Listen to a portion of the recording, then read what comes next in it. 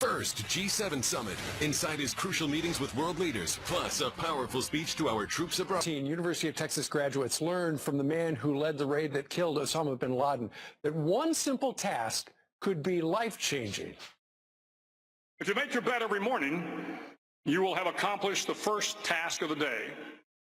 It will give you a small sense of pride, and it will encourage you to do another task, and another, and another. Making your bed will also reinforce the fact that the little things in life matter. If you can't do the little things right, you'll never be able to do the big things right. He's right.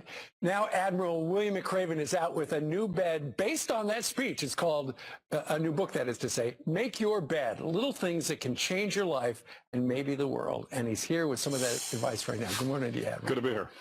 After you gave that commencement speech, we ran it for a couple of days because there was so much good stuff in it. It went viral, didn't it? It did. Yeah, I was real pleased to see that people thought that the lessons were of value to them. I think part of this was the fact that they're simple lessons. They really apply to everyone. And the point I made in the speech was it doesn't make any difference whether you ever wore a uniform. It doesn't make any difference what your race or your ethnicity is or your orientation. I think these lessons are valuable to anybody as they make their way through life. Absolutely. And even though you may be many years past a graduation, it could apply to you today. And you say one of the ways to change your life is to start off by making your bed. Why is that important? Well, yeah, when I grew up, my parents, my father was an Air Force officer, my mother, a school teacher, and they reinforced very early on, make your bed, get up every morning and make your bed.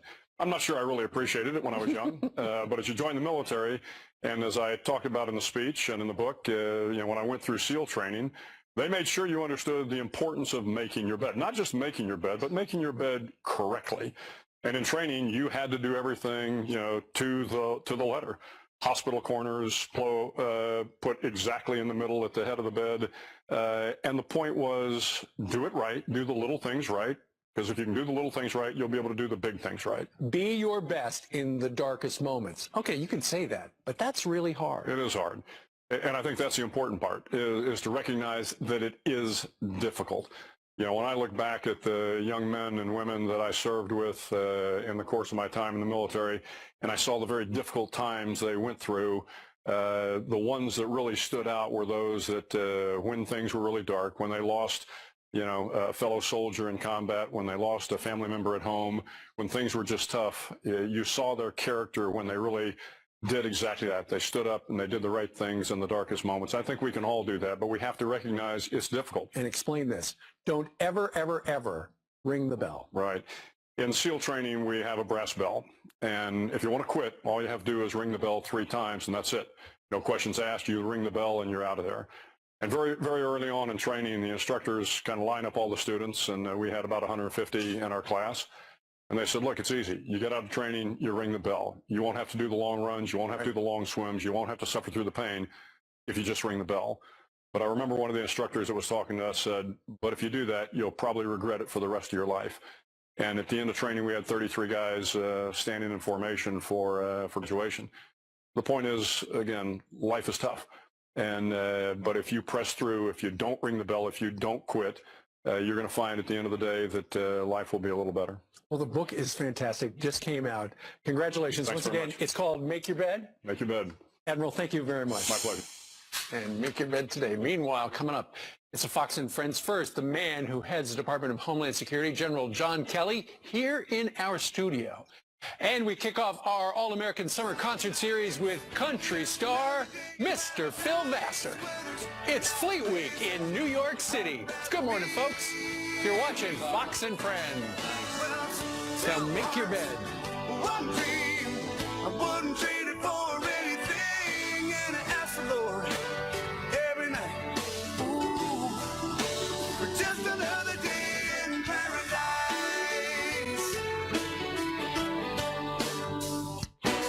Very horrible things about reporters, and has said that the reporters are the enemy of the American people. There's so much hostility, frankly, to the press generated by the Donald Trump rallies. Everyone wants to talk about President Trump, but let's discuss Tom Perez and his cussing crusade. I get tired of it. And you know what? Middle America, America in general, is tired of it as well. NATO's new sheriff. President Trump tells allies to pay their fair share. Over the last 8 years, the United States spent more on defense than all other NATO countries combined. President Trump was exactly right. If they're going to be a part of a military alliance, they have to step up and invest in their defense. The plague of leaks at U.S. agencies took a troubling new turn. The people who leaked the British story were not in the White House. They were in the intelligence community, and they ought to go to jail.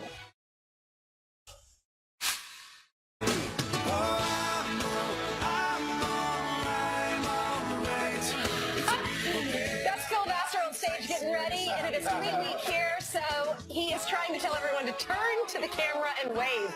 We thank you all for serving our country. It's Memorial Day weekend. Thank you. We wave to you this morning. And we want you to send your pictures of you being a proud American, because our All-American Concert Series kicks off today with one of the most patriotic musicians you'll ever meet, Phil Vassar. And can I just add my own personal editorial? Yes. He could do a morning show. He is one of these musicians that came out, is ready to go. I was listening to him this morning at 5:30. Fantastic. And you know what? He likes barbecue for breakfast just as we do. And our friends, Famous Dave's, once again, catering, along with Keurig, is our official sponsor of the All-American Summer Concert Series, which officially starts on this Friday during Fleet Week, the last Friday of spring, kind of. Right. Because kinda summer starts this week. And Keurig, by the way, the only coffee where you cannot make a bad cup of coffee. It's very easy. Even I can do it. You can get really strong coffee. I could get French vanilla. All choices. You can make cocoa. You can make tea. Right. We sound like a commercial. They're almost bragging. Meanwhile, 2 minutes after the hour, we got some breaking news. Overnight, Republican Congressman Greg Gianforte wins the Montana special election, filling Ryan Zinke's seat. Thank you, Montana. His victory coming just hours after being charged with body slamming a reporter. Griff Jenkins joins us right now, live from our nation's capital, with the breaking details. Griff, in the closing week, it looked like they were 2 points apart, but then at the end, he won by 5 points, right?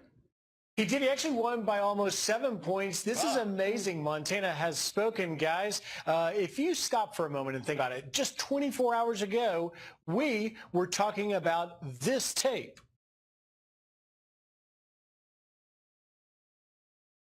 I'm just curious if you have the speak with Shane, please. Sick and tired of you guys. The last time that came in here, you did the same thing. Gianforte was being charged with assault, but that body slamming incident was not enough to deter Montanans. Gianforte topping political newcomer and folk singer Rob Quist. You ask about those numbers, here they are. Gianforte 50.4%, Quist 43.9%. Gianforte began the celebration, though, first with an apology. When you make a mistake, you have to own up to it. That's the Montana way. I'm not proud of what happened. I should not have responded in the way that I did. And for that, I'm sorry. I should not have treated that reporter that way. And for that, I'm sorry, Mr. Ben Jacobs. Rob Quist, man, on a Bernie Sanders-style platform, conceding the race at his evening last night, saying Montanans will hold Gianforte accountable. But Gianforte was driving home a message that neither Sanders nor Nancy Pelosi is calling the shots in Montana. Tonight, Montanans are sending a wake-up call to Washington, D.C. establishment. Bernie Sanders and Nancy Pelosi can't call the shots here in Montana. As to questions of whether Gianforte would have trouble being seated because of the incident, House Speaker Paul Ryan says he will not stand in the way of letting Montana decide for themselves. Gianforte will have to face a court appearance by June 7th. And I guess he'll face a lot of pesky reporters as well, guys. All right, Griff Jenkins, thanks. The key to his win is the mail-in ballot, because 259,000 mail-in ballots were returned before that bad. You know, traditionally, I know Montana is very red, but traditionally that usually goes to Democrats, right? The mail-in Donald ballots. Trump won by 20. Yeah, in there, but Ryan Zinke didn't. I think Ryan Zinke had a tough vote. I'm not sure, believe it or not, whether you like it or not, I'm not sure people didn't like the fact that he was standing up for himself and were bothered by the media in today's world, especially if you watch some other channels. Meanwhile, an example, you see this incident and you see a problem in Montana. Others see this incident and think it's got to be the president. You don't think it's because a guy who's in office now has said very horrible things about reporters and has said that the reporters are the enemy of the American people? No, I think Don, that has nothing to do with anything, that people feel that they can get away with it, because I don't believe that you actually believe that.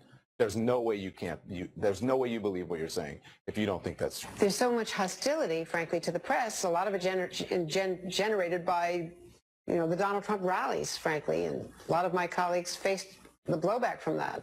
So this is kind of an extension of that. You can draw a straight line from Republican candidates thinking that sort of behavior is okay when you have Donald Trump berating reporters throughout the entire campaign.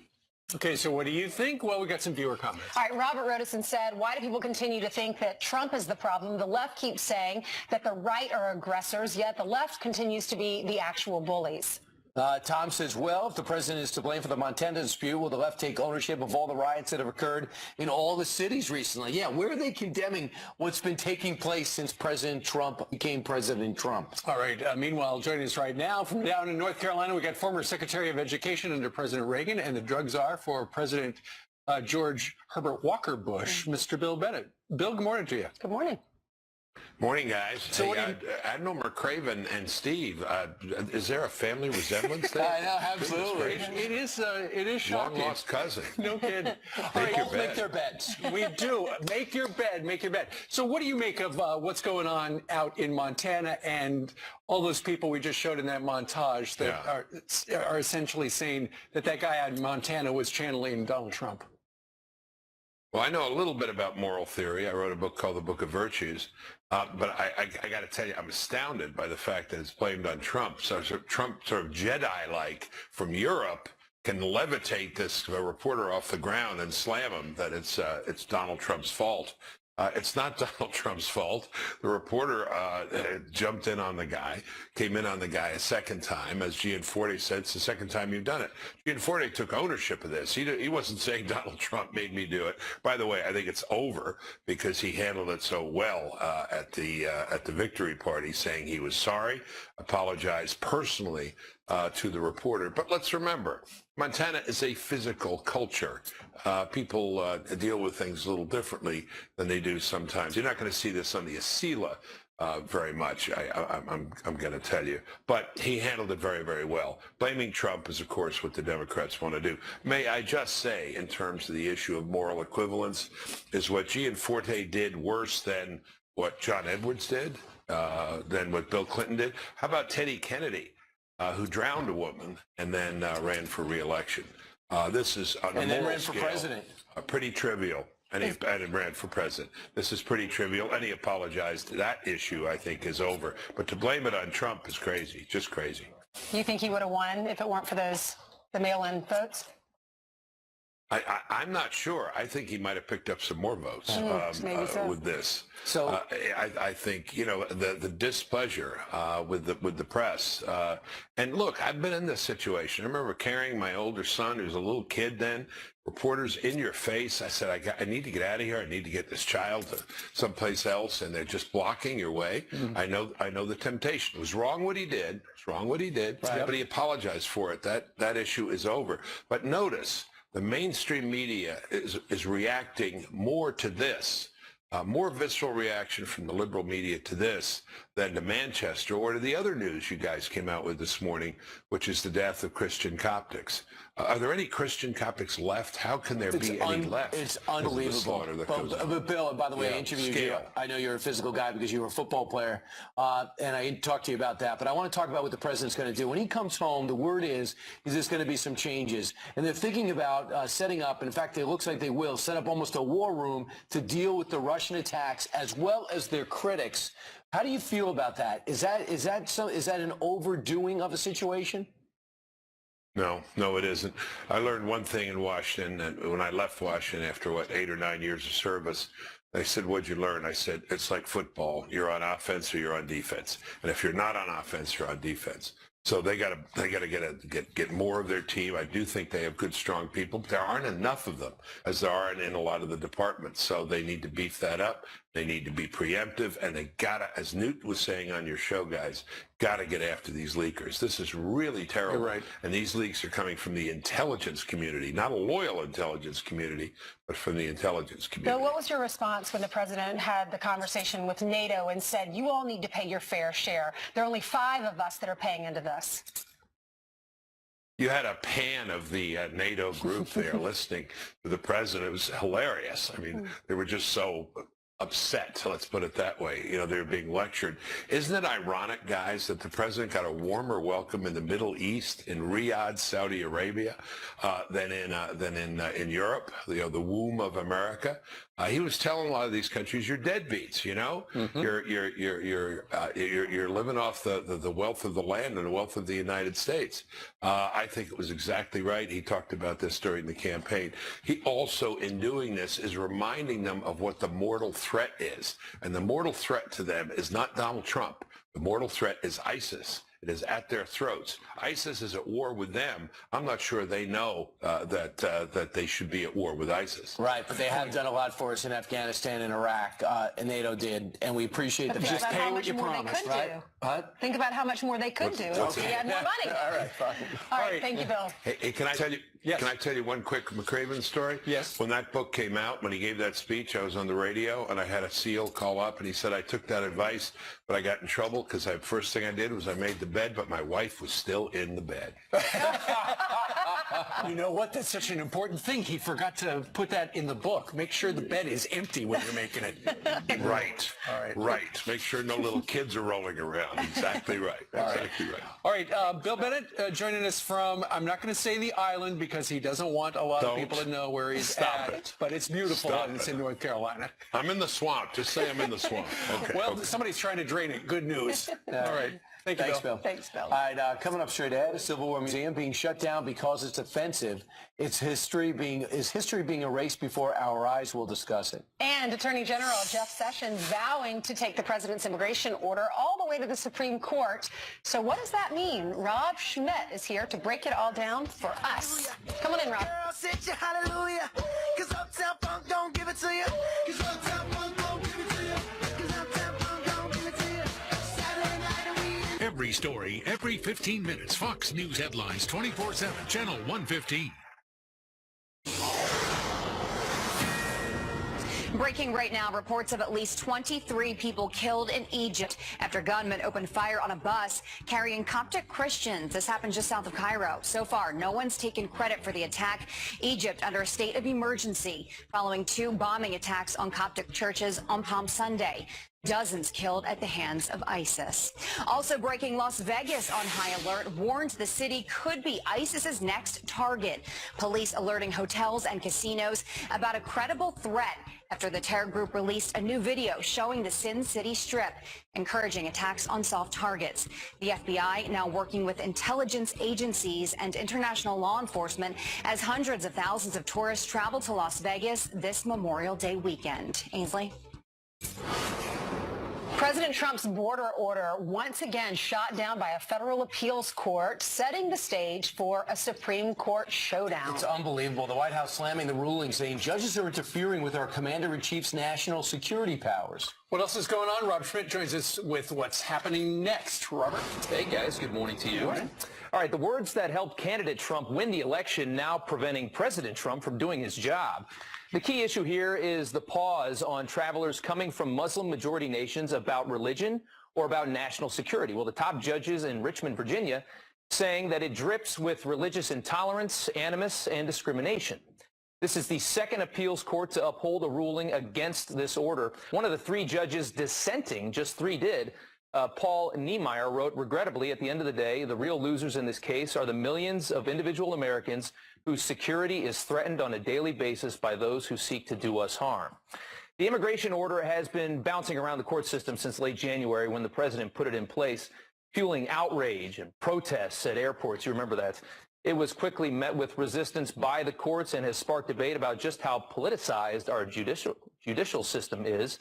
This latest version, tweaked in an attempt to appease critics, is a 90-day travel pause on people from Iran, Syria, Yemen, Somalia, Libya, and Sudan. They left Iraq off this latest one. Attorney General Jeff Sessions now vowing to appeal this ruling to the Supreme Court. The administration wanting 90 days to buy itself time to put together a better vetting process for people coming into the United States, trying to keep us safe is what they say their motive is. Okay, so next stop, the Supreme Court. According to Jeff Sessions, yeah. All right. And I'd be very curious to see what General Kelly has to say about that, because it directly affects him. And he will be with us in 10 minutes. And then I'm going to interview him again at about 9:30 on the boat over there for Fleet Week. So just like that. All right, we'll be watching. A lot of time with him today, yeah. All right, securing our border from the seas. Thanks, guys. All right, meanwhile, straight ahead, Ben Carson, the doctor, sparking liberal outrage over this comment. Listen. I think poverty to a large extent is also a state of mind. Poverty, a state of mind. Well, our next guest rose from poverty and says Ben Carson is absolutely right. Lawrence Jones weighs in next. You are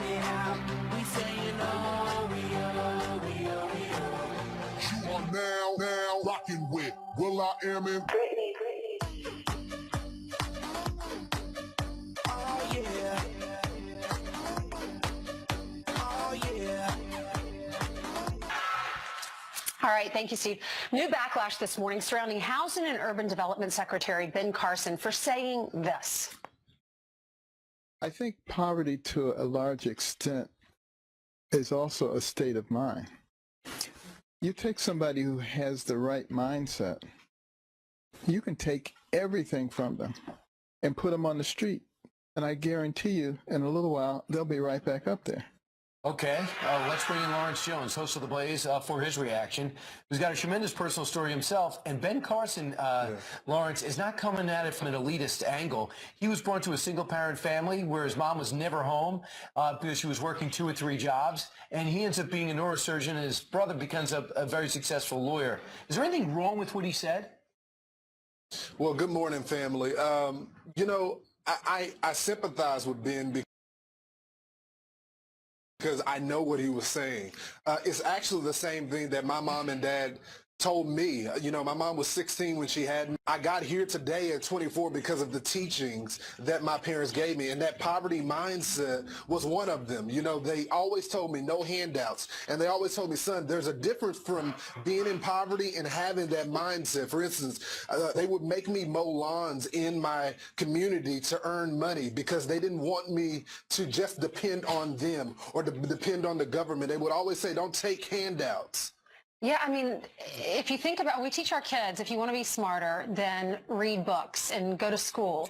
If you want to be wealthy, then hang out with, you know, do internships with wealthy people. Find out what they did to get to the top. So if you're poor, wouldn't you want to look to Dr. Ben Carson, who's a neurosurgeon, to say, how did you do it?